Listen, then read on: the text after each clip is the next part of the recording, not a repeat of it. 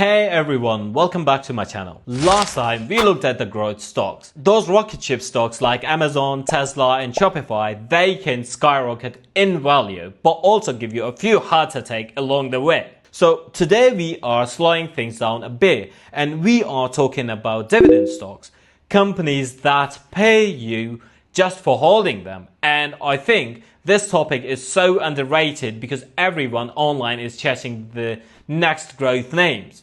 So in this video, I'm going to break down how dividend investing actually works, why it's such a powerful strategy for building wealth over time. And we will look at 3 examples: Pepsi, Johnson & Johnson and Pfizer. We will go through how I analyze them, what I look for before buying and how I think about dividends as part of balanced long-term portfolio.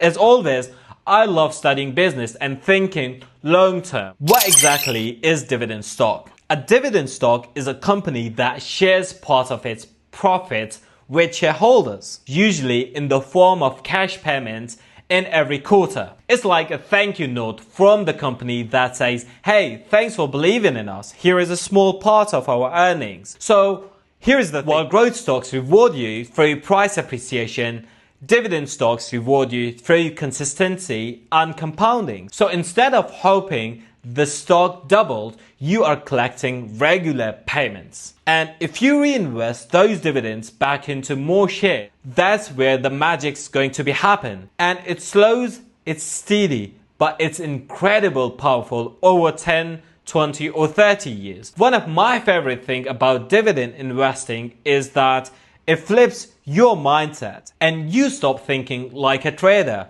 and start thinking like a business owner here. Because when a company is paying you a dividend, it's basically saying we are profitable enough and confident enough to share this money with you every single quarter. So let's start with our first company, PepsiCo. Pepsi is one of those companies that's been around forever, and they have proven over that they can adapt to changing times. Most people just thinking of it's a soda company, but that's not really accurate anymore because PepsiCo actually makes about half of its revenue from food. Things like Frito-Lay, Doritos and Quaker Oats. So it's much more diversified than people realize. And what's really impressive about Pepsi is their dividend history. They have increased their dividend for 51 consecutive years.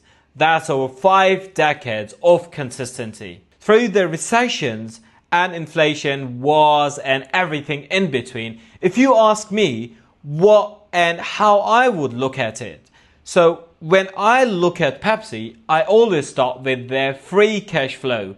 That's the money left after they have paid for all operation and investments.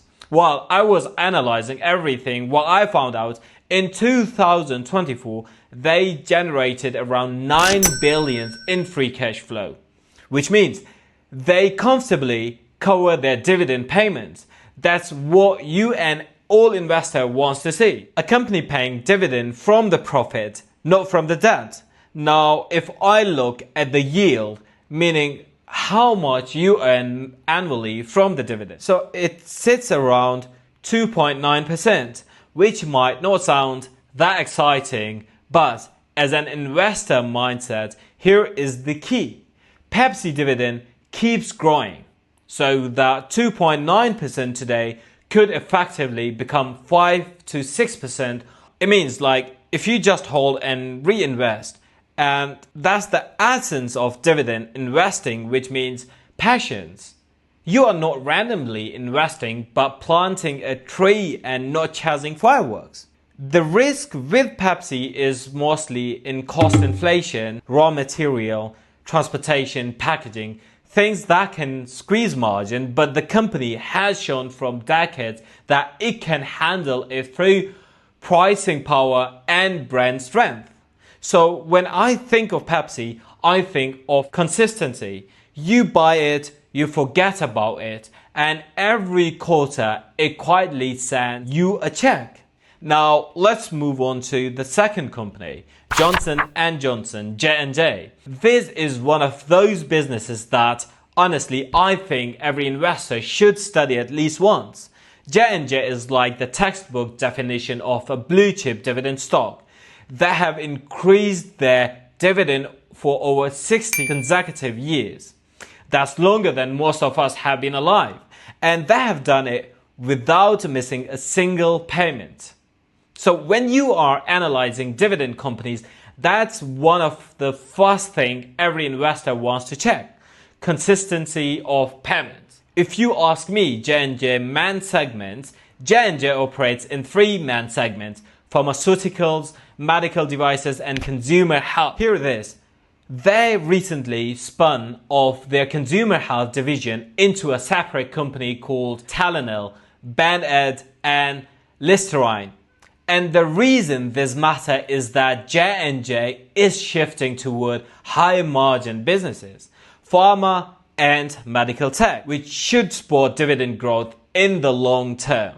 So what does that mean? It means financially they are rock solid. Their debt to equity ratio is low and their free cash flow easily covers the dividend. And their yield sits around 3%. But what I really like about J&J is their resilience. Guess what you need most in daily life? During downturns, people still need medicines, surgery tools, and healthcare products. That's what makes J&J a defensive dividend stock. And here you must be thinking about risk as well, right? So the biggest risk, litigation. J&J faced lawsuit related to tort products and other issues. But historically, they have handled these challenges without threatening their overall financial health. So while the news might spook some investor, the fundamentals still staying strong.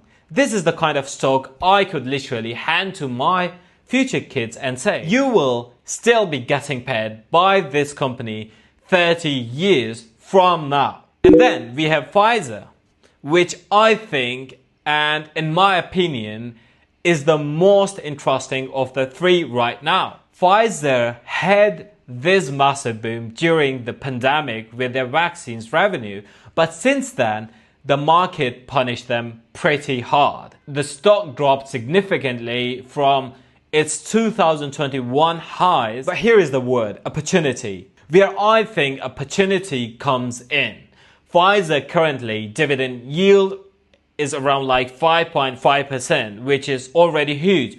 One of the highest among large cap pharma companies. Now, the obvious question is you will have, can they sustain that payout? So the answer is, based on their latest earnings, seems to be yes. But it's something you want to monitor closely. Their past COVID revenues have normalized, but Pfizer pipelines, meaning future drugs and therapies, is strong, and they are focusing heavily on oncology, vaccines, and gene therapy. If those bets pay off, here we could see long-term growth resume. The risk, of course, is that R&D is unpredictable, but because not every new drug succeeds, and competition in pharma is quite brutal. But the dividend cushions make the wait easier. You're literally getting paid to hold while the next wave of product is developing. So for me here, Pfizer is more of a value plus dividend hybrid. It's not as stable as J&J or Pepsi, but the upside potential is much more higher, and that yield is hard to ignore. So how do I actually evaluate dividend stock before investing? I follow a few simple rules here. Dividend payout ratio. This tells me what percentage of earnings is paid out as dividend. I like to see this below 60% as like other investors. And free cash flow coverage. Dividend should be comfortably covered by cash flow, not just debt. And I look for companies that raise dividend, not just pay them. And remember, too much debt is a red flag because it limits dividend flexibility. If the company has strong brands, patents, or recurring demand, it's more likely to sustain payout long term. Using these filters, you can evaluate almost any dividend stock in minutes.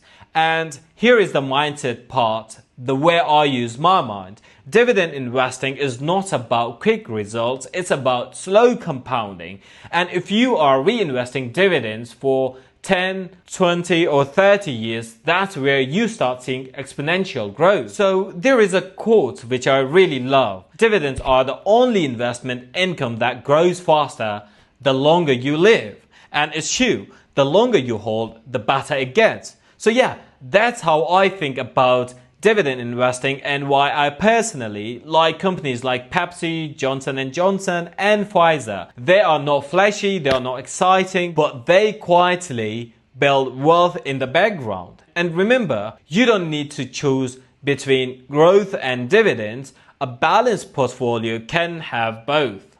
So the key is knowing why you own something, not just following the hype. So if you found this video helpful, drop a like and click the subscribe button. And if you want me to make a follow-up video where I actually show how to build a dividend portfolio from the scratch, maybe with 5 or 10 stocks across sectors, so let me know in the comment below. Thanks for watching, take care of your finances, and I'll see you in the next video.